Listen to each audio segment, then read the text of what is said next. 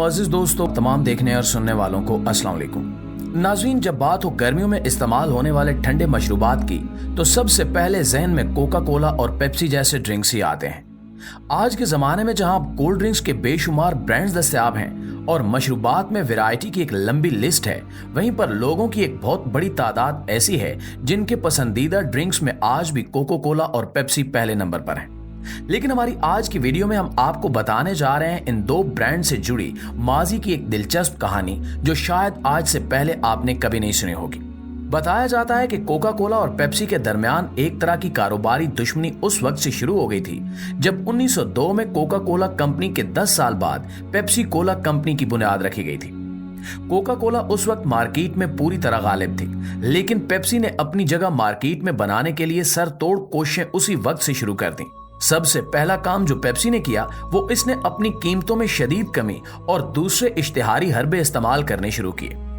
1975 में कंपनी ने Pepsi challenge के नाम से एक जबरदस्त मार्केटिंग मुहिम का आगाज किया, जिसका मकसद अपने सबसे बड़े दुश्मन कोका कोला को निशाना बनाना था।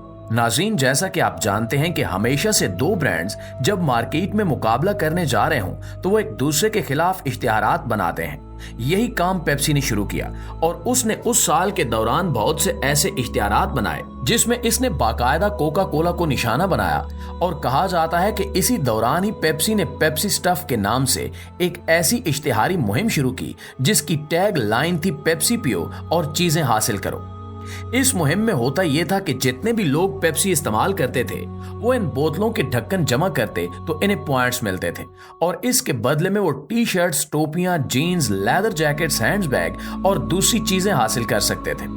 उस जमाने में ये मुहिम सबसे कामयाब मुहिम साबित हुई कि लोगों ने बहुत ज्यादा तादाद में पेप्सी को खरीदना शुरू कर दिया। लेकिन दिलचस्प बात यह है कि उस इश्तिहारी मुहिम को लोगों में मकबूल करने के लिए उस वक्त की सुपर मॉडल सैंडी क्रॉफोर्ड की बड़ी बड़ी तस्वीर का सहारा लिया गया। फिर भी पेप्सी को वो मकबूलियत नहीं मिल रही थी जो वो हासिल करना चाहते थे। चुनांचे उन्होंने इस मुहिम के इश्तिहारात को मजीद लोगों तक पहुंचाने के लिए टीवी और सिनेमा घरों में भी इश्तिहार चलाने शुरू किए।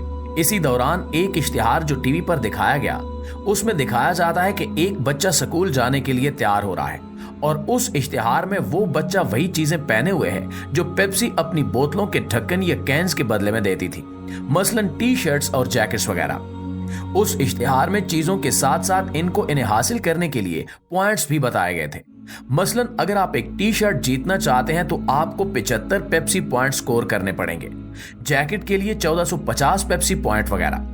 उसी इश्तिहार में लिखा गया था कि आप जितनी ज्यादा पेप्सी लेंगे आपको उतनी ज्यादा चीजें हासिल करने का मौका मिलेगा।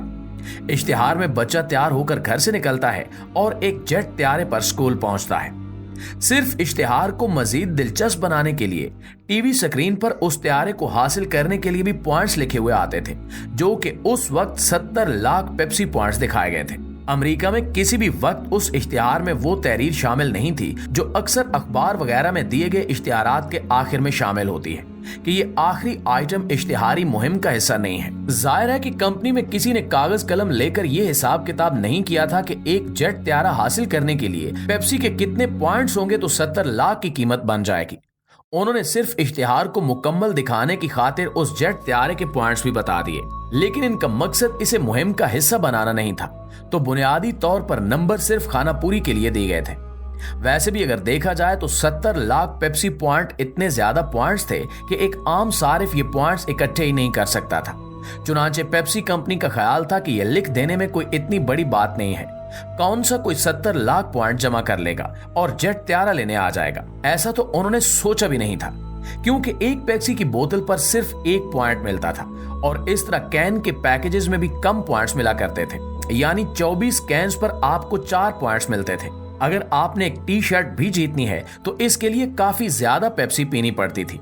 चुनांचे एक त्यारा हासिल करने के लिए तो फिर इसकी हद ही कुछ ज्यादा थी। चुनांचे कहा जाता है कि जो लोग कमर्शियल बना रहे थे उन्होंने ये सोचा भी नहीं था कि किसी को एक त्यारा खरीदने के लिए कितनी पेप्सी पीनी पड़ेगी।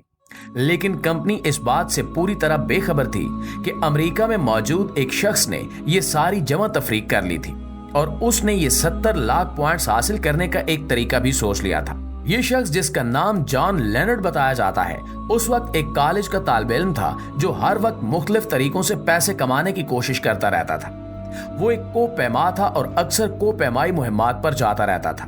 वो उस वक्त 20 साल का था जब उसने इस इश्तिहार को टीवी पर देखा और इसके ऊपर गौर किया कि यहाँ त्यारा देने की बात की जा रही है। उसने देखा कि इश्तिहार में ऐसा कुछ नहीं लिखा था कि ये त्यारा इस मुहिम का हिस्सा है या नहीं, या पेप्सी के पॉइंट्स जीतने पर यह त्यारा नहीं मिलेगा। चुनांचे उसने पूरा हिसाब किताब किया और ये सोचा कि 70 लाख पॉइंट हासिल करने के लिए वो कैसे और कितनी पेप्सी खरीदेगा।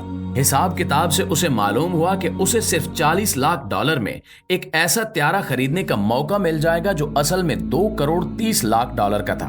चुनांचे उसके कारोबारी ज़हन ने एक मंसूबा सोचा और वो एक लखपति कारोबारी शख्सियत स्टार्ड हाइफन को मिला, जिनसे इसकी दोस्ती कोपैमाई की एक मुहिम के दौरान हुई थी। हाइफन इससे उम्र में बहुत बड़े थे और इनका तजुर्बा भी ज्यादा था, लिहाजा उन्होंने लेनर्ड से इस मंसूबे के मुतल्लिक कुछ अहम सवालात पूछे, जिनमें से एक सवाल ये था कि जब तक लेबल इकट्ठे होंगे, अगर तब तक ये प्रमोशन ही खत्म हो गई या ये इश्तिहारी मुहिम खत्म हो गई तो इन लाखों बोतलों का क्या होगा जो उन्होंने लेबल हासिल करने के लिए खरीदी होंगी। चुनांचे इस सवाल का जवाब क्योंकि लेनर्ड के पास नहीं था तो वो मायूस हो गया और वहां से वापस आ गया।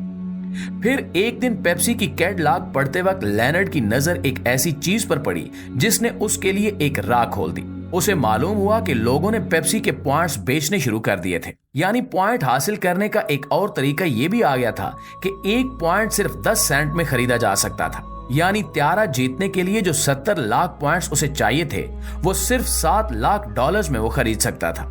चुनांचे उसने जब ये बात हाइफन को बताई तो उसने फौरन लेनर्ड को इस रकम का चेक दे दिया, जिसके बाद से एक ऐसी कानूनी जंग का आगाज हुआ जो कई बरसों तक चलती रही। उन्होंने जब पेप्सी को अपने जमा किए 70 लाख पॉइंट्स भेजे तो उनकी तरफ से जवाब आया कि बहुत खूब, इसके बदले में हम आपको दे रहे हैं कुछ गिफ्ट्स और सर्टिफिकेट्स वगैरह।